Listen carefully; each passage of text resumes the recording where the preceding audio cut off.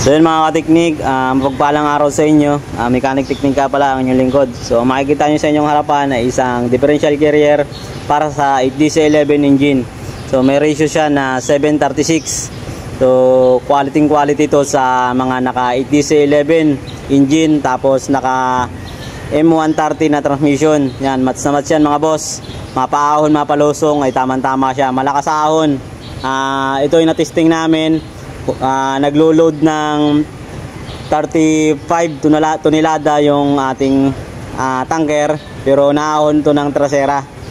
Kaso nga lang hindi ko pinapapersa sa trasera na ahon at baka naman bumigay ang makina, no? So all goods tong differential na to.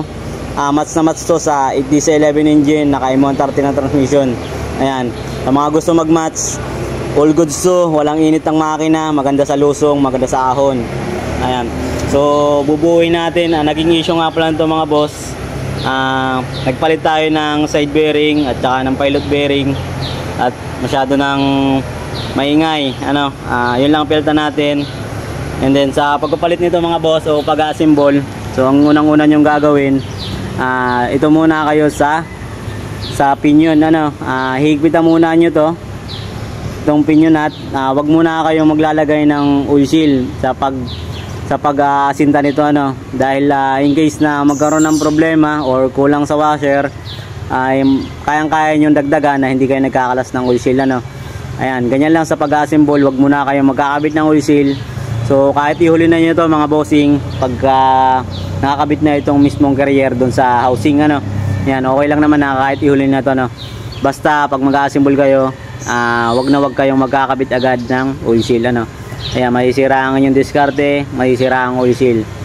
Ayun, higpitan muna nyo ito na higpit.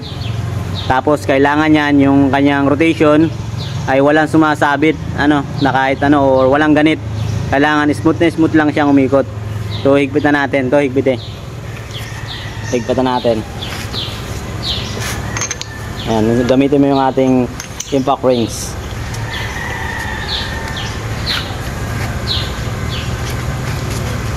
Yung ating compressor.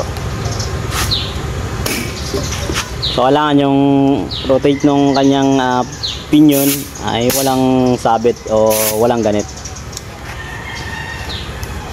Saka syempre babasahin natin ang langis. Diba ginagrasa.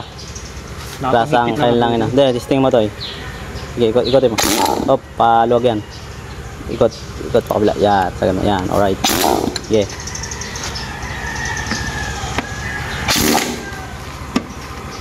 Okay. Okay. Ito bulak.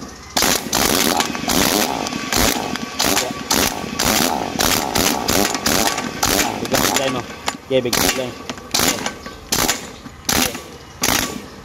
Hop, ya.